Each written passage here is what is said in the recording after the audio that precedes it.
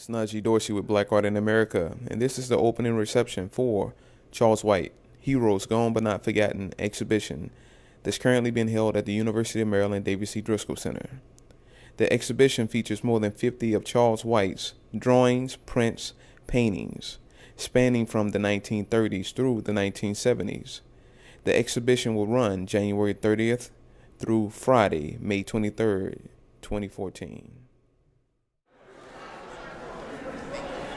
I want to welcome all of you to the David C. Driscoll Center and to this fantastic exhibition of Charles White, Heroes Gone But Not Forgotten. Before we begin our program, we have a special treat for you. An original poem composed especially for this occasion by Glenn North, a poet affiliated with the American Jazz Museum in Kansas City. I'd like to introduce the poet to you now. Good evening. Can everybody hear me okay? All right. Well, I want to thank Professor Holton and all of the wonderful folks here at the David C. Driscoll Center for allowing me this opportunity. And as he said, this poem is inspired by the life of Charles White and several of the pieces in this exhibit. And it's called Seeing is Believing. Have you ever seen a masterful assemblage of angles, a transcendent juxtaposition of curves and lines, the sweep and streak of charcoal so cunningly comprised that the mundane is elevated to the divine, so much so that you can actually see the glint in a wounded lover's eye as she awaits her man's return? Have you ever seen oil so delicately dispersed on a piece of wood that the extra is extracted from the ordinary? Hope is distilled from tyranny, bravery overshadows bigotry, and in the face of an oppressed black worker, his dignity is all that you see. Have you ever seen innocent children so carefully contained in a frame that time just stands still, leaving their youth to remain forever, never growing old, their hearts never growing cold, their lives perpetually filled with wonder at something as simple as the snow? Have you ever seen ink harmoniously arranged, composed like notes on a page of sheet music, the hands of the jazz musician like gilded wings, black feathered things troubling clarinet keys to fill the air with melodies and resurrected rhapsodies? Tell me, have you ever seen an etching so ethereal, so knowingly nuanced that the Missouri woman it depicts is in no uncertain terms your Aunt Willamette, catching the breeze through the window, humming every gospel tune she knows, looking forward to church on Sunday, while her peach cobbler cools on the stove, when she pulls you into her ample bosom and says, "Boy, you look just like your daddy." Even in your youth you wish that life could always be this happy. Have you ever experienced feeling so abstract that language could not suffice? Felt the jagged edge of oppression sever the remains of your life? Searched for yourself in history books to find you were nowhere in sight? Witnessed the heroes that you revered perpetually denied?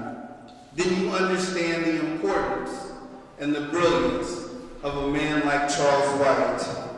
Have you ever seen black figures so stunningly portrayed, black prophets, black soldiers, black cowboys, fearless runaway slaves, captured in charcoal and oil, or in drawings of consummate grace?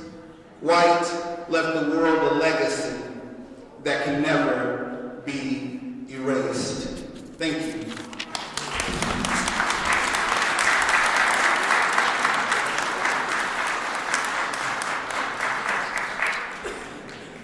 If you know anything about African American art, you know about Charles White and his unique creative genius. White stands as one of America's master draftsmen, along with artists like Paul Catmus and George Tooker. His dramatic, forceful, and humane images maintained and restored our sense of pride and humanity during a period when, in American history when efforts were made to destroy and deny the humanity of the African American community. The ancient Greek definition of heroes refers to characters who, in the face of danger and adversity, or from a position of weakness, display courage and the will for self-sacrifice, that is heroism, for some greater good for all humanity. One of the authors in the text that comes along with this exhibition, Peter Clothier, states that Charles White was certainly a man who overcame significant adversity and endured suffering. White's work is not only about a heroic struggle, the work itself is heroic. White's work clearly drew on his own struggles, which resulted in heightened awareness and deep sensitivity to each of his subjects. Before I introduce the Dean of Arts and Humanities, Dr. Bonnie Deal, and Dr. Driscoll, two of our own heroes, I would like to acknowledge members of our audience who, in their personal and professional lives, have made significant contributions to the protection and celebration of the cultural and material legacy of the African American community. As I identify each of you, just raise your hands so we'll know who you are. Dr. Leslie King Hammond of Micah, Stephen Jones of Philadelphia,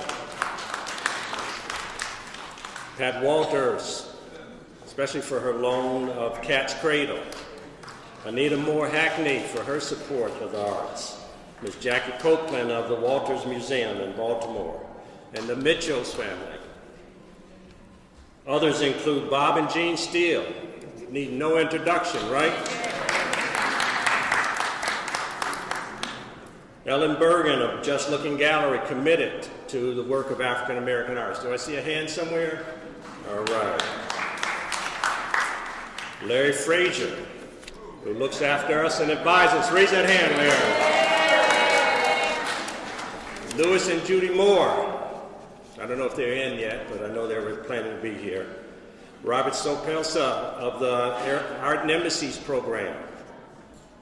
Diane Locke. Is she here?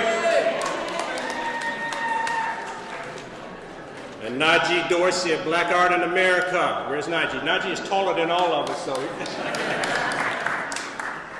so let's take a moment and get a round of applause to all these individuals.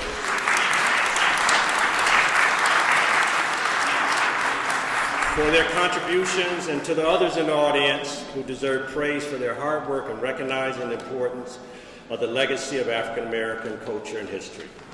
Now I would like to acknowledge, of course, our Driscoll Center ambassadors, which include Marvin Scott, Ray Bullock, Michelle Talaba, Will Robinson, Dennis Forbes, John Smith, Sharon Burton, and Adrian Wolcott. I don't know if all of them are here. And our DC Center Advisory Board, which are many are present, Ira Berlin, Daphne Briscoe, as well as Ruby McZeer, and of course the chair of the board, Sharon Holston. Our staff and students who helped make this all possible. And of course the staff of the Dean of Arts and Humanities that's also present. Raise a hand, where you're at. There you go. So right now I'd like to bring up Dr. Deal, who would like to say a few words in regards to the event and your presence here. Thank you. First, I just want to welcome you all again on behalf of the College of Arts and Humanities to what I call one of the jewels of the college over here in the David C. Driscoll Center. And then I just want to thank you, Curly, for all your hard work, and of course Dr. Driscoll will be saying things, but he is certainly one of my heroes and a continuing inspiration. I want to thank you for all that you do. And I want to say to Brother Glenn North for his poem, Amen. That was beautiful. Amen. So I just want to say a couple of things. As I was thinking about this occasion, it occurred to me that we're really almost on the eve of the beginning of African American History Month.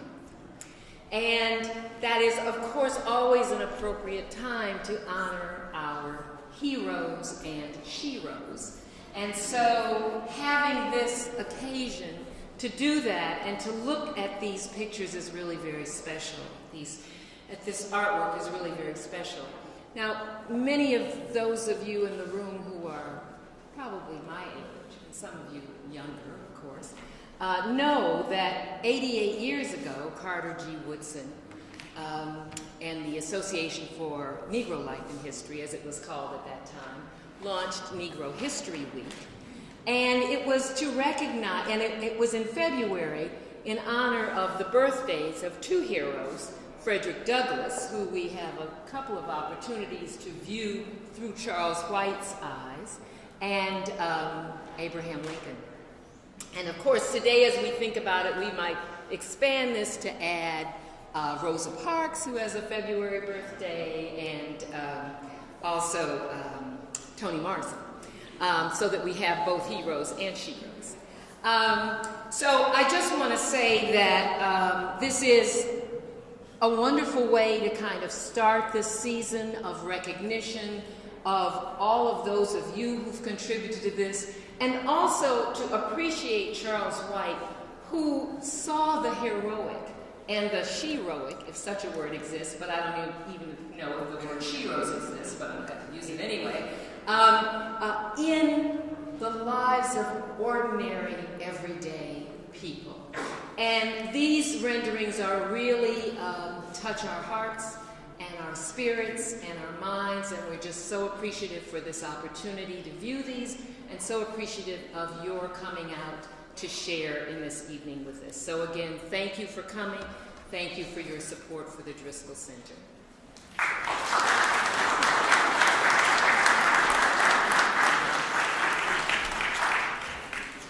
Well, as the Dean said, one of our heroes is David C. Driscoll, and of course he's a hero to a lot of members of our community, especially artists.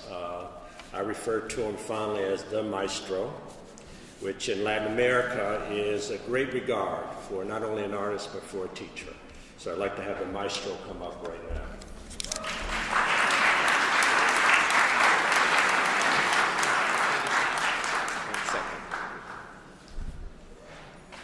First of all, let me say thank you for coming out to help us celebrate the genius of Charles White, one of America's greatest artists. I had the good fortune of knowing Charlie, as we called him, for many, many years. And a number of you are familiar with the exhibition we did out at the Los Angeles County Museum of Art in 1976 called 2 Centuries of Black American Art. And I always say I don't think that exhibition would have taken place had it not been for the will, the power, and the insistence of Charles White. He was working with a group at the Los Angeles County Museum of Art at that time called the Black Art Cultural Council. And he did us a great favor over here in the East. He kept saying to the people, the Board of Trustees and other members of the arts community that he was working with at what we call LACMA, the Los Angeles County Museum of Art, he said, now, if you want to really celebrate the bicentennial, you're going to have to go east and bring somebody out here. He said, because we are too new, meaning people in California. Well, it was a great accolade for me. And so when I was asked to come in 1974 after making a proposal about the exhibition, we got busy, getting things together, saying what we'd do, how we would outline it, and what the consequences hopefully would be. And one of the things that we did was to go to various living artists, and some people are still asking, why wasn't so-and-so in that exhibition? And it was 1750 to 1950. So if somebody became an artist after 1950, they were not included, regardless of how great they were. And so we had to draw the line somewhere. So Charlie was always on our side saying we must do it this way, we must do it that way. And he insisted that I was the person to do that exhibition. Now, we had a friendship prior to that, but of course, our friendship grew greater after that. And one of the things that we did was to go around to the various living artists who were included in that exhibition with the help of the Dean of African American filmmakers at that time, especially of the documentary filmmakers, Carlton Moss. You know him as the film The Negro Soldier, The House on Cedar Hill, Frederick Douglass, and so forth. And Carlton, I had persuaded him to all but come to Fisk University at that time free to present a class in filmmaking for African American students. And he took a liking to our students there and decided that he could develop something that wasn't happening in other schools, particularly in HBCUs. So one of the things that we did was to gather those students together who had this great interest in filmmaking, and we took them on to take a challenge to go with us to the studios, to the home of about 10 of the living artists who were to be included in 2 centuries of African American art, of Black American art, as it was called then. And the first person we went to was Charles White in Altadena, California. And it's interesting that in talking with him, we were good friends. We'd write these funny letters that you see some out here back and forth. And I'd say, Lord Charlie, we must do such and such a thing for the good of the cause. And he'd write back and say, yes, we're on our way, and so forth. And one of the things, I was visiting his home out in Altadena one day, and he told me, he said, I selected this spot for my house because this is where one of John Brown's sons had his home. I mean, Charlie was always thinking politically as well as culturally. And so when we filmed him, he was just busy, sketching and talking. All my life, I've been making one picture, and that was an image of dignity. Now, some of you have that book that he did called Image of Dignity and so forth. So I want to show just a brief clip, about 2 minutes, of him working in his studio there in Altadena when we filmed him. But as I said, we filmed Romeo Bearden, we filmed Lois Jones, Jacob Lawrence, Alma Thomas, and so many others. And you can have access to that material in the archives, the Driscoll Archive here at the center.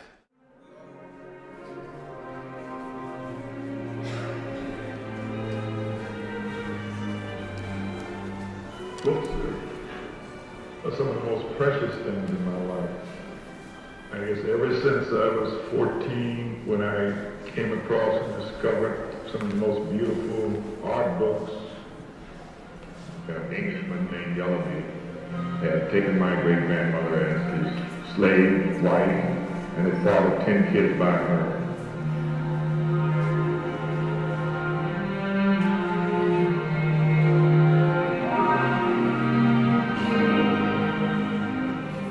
I was born in Chicago. We lived mostly on the south side. We had the only frame house in the block, and everyone had the pipes used to freeze. We never had any water. We always had to borrow water from our neighbors. My stepfather was an ordinary worker. My mother, she was a domestic worker. Practically all her life since I think she started when she was about 8 years old. One day when I was about 14, I saw an announcement about a meeting of a group called the Art Crafts Guild. Discovered that a club that was composed of old black things and art was just exciting, man. I just about flipped.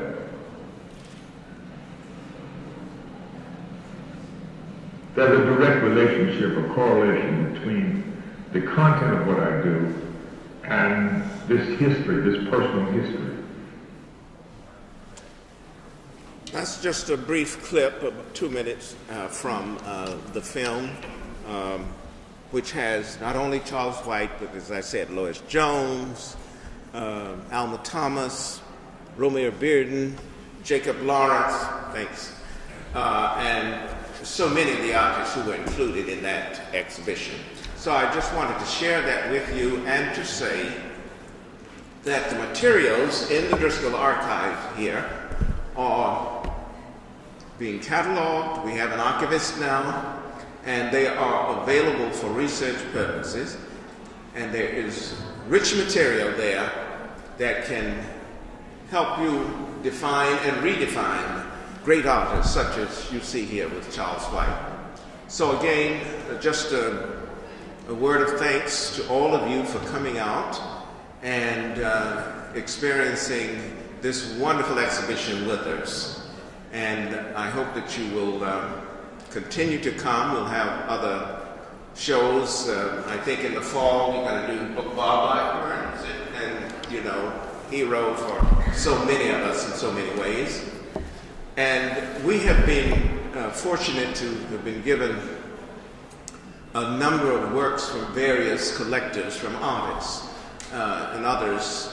I think you know during the tenure of Dr. Robert Steele that we're given 257 works from the collection of Benny Andrews and his wife, and 225 works from the Steele collection. We were given 282 works from the Sandra Backus collection of Atlanta, Georgia. And so I say to all of you who are collectors, remember, the Driscoll Center is here as a repository for all of your good collecting and all the wonderful things that you've done pertaining to culture. So let me thank you again for coming, and I'll turn the mic back over to Maestro. Thank you so much. Well, that was a perfect opportunity when David talked about giving your collections to the Driscoll Center, which is the home for African American art. It's good that the Dean of Fine Arts was here, Art and Humanities was here to understand that and appreciate that we will need twice the amount of space we presently have for those collections. I want to make another announcement as well before we let you go back to the exhibit. David spoke about history and the importance of history. We've put together a program for February 13th that will take place here at 4 p.m. It's titled A Witnessing to History, and that will be a discussion between Dr. Ira Berlin, who I hope is still in the audience, and Dr. David Driscoll, talking about major political and social events that have occurred in America in the last 50 years, how those events impacted and defined them, and how they became commentators on those events, how they lived through those events and their witnessing of that history. So it should be a phenomenal event, and we hope you can attend. With that, I'd like to ask you to return to the exhibit. I think there's still a little food and wine outside that has to be consumed, and please enjoy yourself, and thank you for all your support.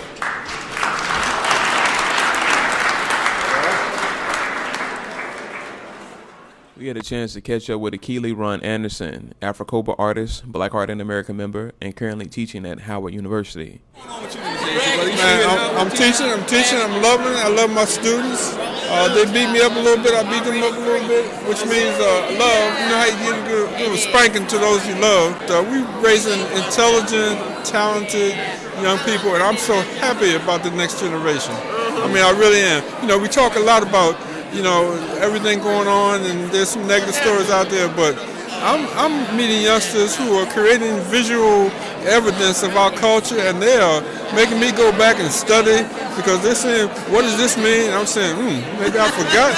Did I ever know? Whatever it is. But they, you know, they're pushing me, and I'm loving it, you know. They're great. And so the education thing is what I'm dedicating my life to now.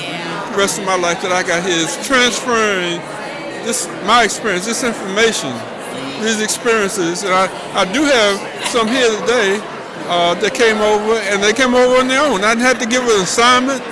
You know, they said, I got to be there. But let me tell you that I met Charles White when I was a student.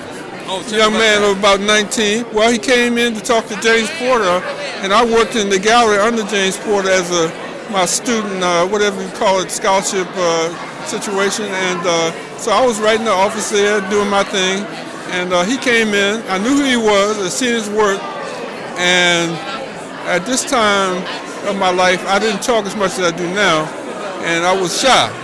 Now, not now at all. People know that, know me, but I couldn't say anything to him, but I just sat across from him and looked at him, and, of course, I studied his work, and I said, how in the world, this is one man do all this powerful, I mean, it's like, it's incredible to me, even to be here in this room, and I know he's done much more than this, but the energy and the majesty and the gift to imagine, to even sit down and do this for us as a people is just incredible. So we have to pray for his spirit and, ask God to allow him to rest in peace, which I'm sure he is, but to raise his name up whenever, and that means to study his work, the devotion to craftsmanship. For me as a young person, he was just very kind with a smile across the room. You know what I mean? It was incredible. In attendance, Leslie King Hammond. I just want to say thank you for what you've done for the community. Thank you. That's very kind of you. Thank you. No, thank you. And I believe in the community. So I do what I do because that's what I believe in. Yeah, absolutely. I'm right there with you. And I hope to bring the torch up on the rear. Yeah, I'm good because I'm passing that baton. All okay, right. I'm gonna be looking for you. Yes, ma'am. All right. I have a quick question though. Sure. Do you have any personal thoughts when you met Charles? Have you met Charles? Did you meet Charles White? I never met Charles White. He's one artist I did not meet, largely because I was based on the East Coast. He was on the West Coast, and at the time I was like a little puppy. You understand? Okay. Just coming out as a young scholar. But I knew Romeo Bearden, I knew Jacob Lawrence, I knew just about, the whole WPA crew. Okay. All right. But I didn't get as much of an opportunity to meet the artists on the West Coast as I would have liked to. I see. But I did always contextualize them in my work. And that I did not forget that they were part of the larger voice that was emerging in the community, increasingly to talk about the legacy and the history. And that just because I was born in New York, Harlem, New York City wasn't the only Harlem in the United States. I got you. And so for you, what Charles White for you? What is it that resonates? He's a godfather. He's a godfather. Plain and simple. Plain and simple. We all stand on his shoulders, okay? He broke ground, laid tracks. You understand? He was an engineer. He was an architect. He was a pioneer. He was a rebel. All right? He was a visionary. He was all of that stuff that was required in a time when there was insufficient support for his vision. And it didn't deter him, stop him, or circumvent him from staying on point and staying focused. And this work here in this exhibition is a demonstration of that. Dr. Diane Whitfield Locke, passionate collector and patron of the arts. Charles White is one of the few African Americans. It's so sad that African Americans don't get the love oftentimes until they're dead. But this artist is one of the few who continue to strive to give positive images of African Americans. And I often wondered about him and the people with the large hands, the large feet. But I think that was to show strength of the individual he was doing a drawing or etching of, and I think he made it affordable for people for many years. And the fact that at auction, when he's one of the top African Americans who brings in the money every time the museum, that piece right there, look at the money that piece brought in. Yes, $204,000. But you know what? But if he were somebody like Roy Lichtenstein or some of the others, it'd be worth $1 million plus. You understand what I'm saying? We still got work to do. We still got a lot of work to do.